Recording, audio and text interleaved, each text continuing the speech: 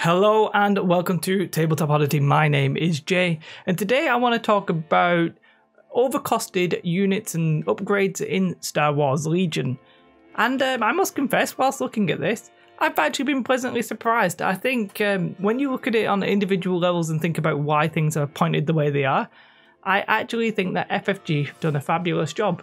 But we're going to go through just a couple of examples and talk about, you know, if that is overcosted or not, essentially. Before we do that though, if you like this video, then at the end of the video do consider pressing like. And if you're not already subscribed, then do that. And also Patreon, if you want to do that. Just a list of endless things, I guess, if I keep going. But we'll stop that and we'll get on with the video. So, by the way, this is just my opinion. There is no like objective fact here. Somebody might have run the numbers somewhere, might claim fact. Not me. I'm just going to go with what I think might be a little bit overpointed. Generally because it means we're not seeing them on the table very often. And yeah, we'll just do this. So I've got my Legion HQ up because he's the guy, what a legend. I think his name's Nick. I may be wrong, but he's done a dark mode. I was like, hey, what about a dark mode? He's like, yeah, done it. I'm like, okay, fabulous. So, right, what you're going to see a lot on this list is Exhaustible Cards and Ion. I say a lot, it's not all the time, there's not even that many things on this list. But Ion and Exhaustible Cards generally seem to be pointed quite high, and I think this is a game balancing concept. Because maybe Ion would ruin the game if you've got a lot of vehicles. Maybe it would be a little bit too easy to just Ion a vehicle every single turn. So I can sort of understand that they're Exhaustible Cards. What I think may be the case is that they're overpointed as of right now because there's not enough vehicles on the table, and that's something we might see down the line as we get more vehicles and more factions and that kind of thing. So the Ion Trooper there for the Rebel Trooper at 32 points. It's not, the 2 red dice is actually okay. Impact 1, okay. Ion 1, okay. It's this exhaustible thing that I understand because you don't want to have Ion every time, but I think 32 points might be a little bit high for that, considering you never see it on the table really. And that's just something you're going to see consistently across the board. The Barrage Trooper doesn't actually have Ion, but it does have Blast at range 3, so I can sort of also see why that is exhaustible. Basically, if it's a really powerful card, they make it exhaustible, so you have to use it once and then recover and use it to use it again. Which I understand, but I think maybe the point cost, they've done an exhausted card and the points are still too high for that, in my personal opinion. I think you could lower those by 2, 3, 4 points and they might start seeing a little bit more use.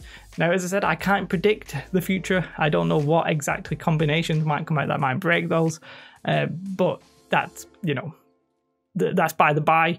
As of right now, you very rarely see these on the table, so personally, it seems like the points are a little bit too high. Now, obviously, if they do an app or something in the future, these could possibly get changed, but as of right now, we're stuck with the way they are. Now, I don't necessarily think that the Pathfinders are overcosted. I think the Pathfinders are fine. But the reason I've just whacked them on this list is simply to talk about this Overwatch card, because Sentinel increases your standby from range 2 to 3, essentially. And for 4 points, I think it might just be a tad high. The only one of the only upgrades I can think where I'm like, you know, if you made that 2 points, I think it'd still be okay. Because standby itself is so situational. But I thought I'd whack it on the list because it was literally just going to be like Ion and bloody Exhaustible Cards. So I thought I would put something else on the list. And then the big one for the Rebel faction is, of course, the Air Speeder, the T-47 Air Speeder. Now, I ran 2 of these at an Element Games event and didn't do very well. I came dead last. And somebody said there, and I can't remember the gentleman's name, so do forgive me, it's that they're not bad, they're just overcosted. And that essentially was the trigger for this video.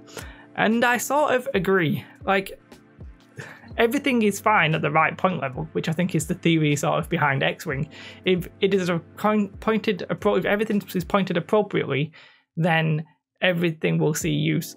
These things just feel a little bit too high. At 175, with granted it's got 7 wounds with like 5 resilience value with armor. It's weird because when I see the Airspeeder, a bit of me thinks of the ATST, which is, unless you're going to put a lot of effort into it, is not unkillable. I don't want to say it's unkillable. It's a lot harder to kill, I guess.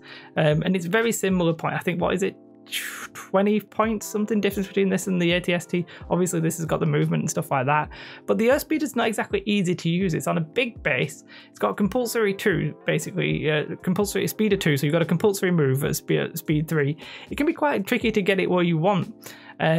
Having Vice in there with the 360 pivot's alright, but I think overall, if you knocked the Earth Speeder down to, I'm picking numbers out my backside, but you know, I'm not a developer, so I don't take my exact points for it. But I think if you knocked it down to something like 160, would anybody really be bothered?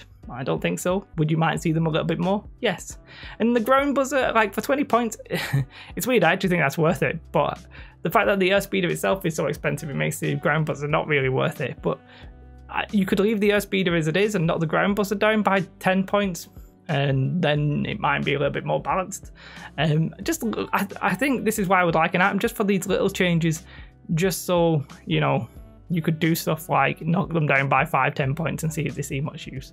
But as I said, overall, everything's pretty balanced, and the Rebels are also pretty balanced. It's just these exhaustible cards seem a little bit high as of right now. For the Imperials, the faction closest to my heart, Darth Vader, it's weird because Darth Vader, when he came out, everybody was like, he's great.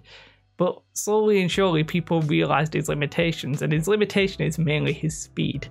Now, unless they do a Force speed card somewhere, I'm not really sure Darth Vader is going to cut it at the top level of competitiveness. I think when you look at Luke Skywalker, it's just better all round. His manoeuvrability and the jump ability means he's more versatile and essentially better, and for less points, which is sort of a kick in the teeth, isn't it, in a sense? Now, obviously, Darth Vader's melee attack is much better. There's no doubt about it. He's got, I think he's got an extra dice and it's red. But overall, it's very hard to get him into combat. And Saber Throw is essentially a requirement on Vader because you're going to get that relentless, so you might as well get your free Saber Throws off. So personally, I would have liked to seen Saber Throw be baked into Vader himself, and maybe just bake that in going forward, because we're probably only going to see the use of Saber Throw now once we hit the Republic with the Jedis. But maybe they could have just released the card then and baked it into him now. Maybe, and then it would save him 10 points if he kept in the same cost, for example. So I think, again, I don't want to, I keep just picking numbers outside, just randomly, but I think if Vader was 180, with or without Saber Throw baked in, I feel like everybody they'd be okay with that. Nobody would be like, it's completely broken. So, I mean, yeah, that's one thing. I put Force Reflexes there. I don't necessarily think Force Reflexes is overcosted. It's a weird card, Force Reflexes, because you have to go first or before a unit shoots at you to get the use out of it, which you often don't want to do with your big, expensive characters like Darth Vader. Generally, you want to hide and then go last and then go first into combat. Now, it is worth it once you're in combat to do it, but I could... You know, if you lowered it to 10 points, no, wouldn't be bothered. I think it'd be okay. Vader would just get his free dodge. It wouldn't really be an issue. I'm just trying to think of ways to balance Vader. Doing that would probably break Luke, so I don't necessarily agree with doing that. But Vader, yeah, I'd either bake in Saber Throw or lower him 20 points, something like that, and be done. I think that, you know, that would be fantastic. And then we're back onto the troopers. We're back onto the Stormtroopers and the Snowtroopers, two of the cards that you don't really see. The Rocket Launcher, again, an exhaustible card. It's always these exhaustible cards. And it's because you don't want to have an Impact 3 trooper unit just on the field, just destroying vehicles every single turn, which I completely understand. And vehicles are in a bad enough place as it is, so I don't necessarily think we should reverse this. But I think you leave the exhausting, but you maybe lower the points a little bit to make up for it. But again, maybe they think it's just too oppressive. Maybe having your vehicles destroyed by these guys or ioned by these guys is too oppressive. So I completely understand why. And it's the same for the little range 2 Snowtrooper, but they're the same price. And I mean, I feel like they're both a little bit high, but that's just my opinion. And that is essentially it. The one thing I'm not including this on the list because I can appreciate the ATST is pretty damn strong.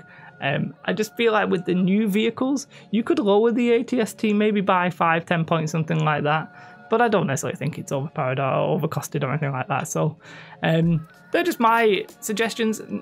You could argue over like points. I put on Overwatch just because it's new. I would need to play it more to know. But the thing is with that, like there's well, you know, you might argue that comms, long range comm link is too expensive. Maybe, I guess, but I tried to stick with the more sort of like obvious examples, excluding Overwatch. I don't really think that's necessarily overpointed. If anything, I just sort of wanted to illustrate the fact that when it comes to these smaller upgrades, the difference maybe between 4 and 2 points isn't necessarily that relevant. And especially something like Overwatch where it's triggered by doing a standby. Yeah. So overall, I think the game is reasonably well balanced. Honestly, I'm very pleasantly surprised. I guess the game is well balanced. Not many things are completely overcosted. I don't look at stuff and I'm like, oh god. But there is some stuff that doesn't really see use on the table.